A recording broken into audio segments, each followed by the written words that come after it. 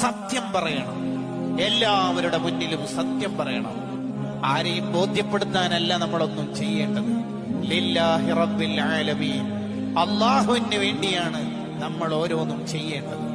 ഇന്ന സ്വലാത്തി വനുസുകി വമഹയായ വമമാതി ലില്ലാഹി റബ്ബിൽ ആലമീൻ, എന്റെ ജീവിതം, എന്റെ മരണം, എന്റെ എല്ലാ ചലനങ്ങളും നിശ്ചലനങ്ങളുമെല്ലാം അല്ലാഹുവിനാണ് എന്ന് പറയുന്നത് കളവാവരുത്.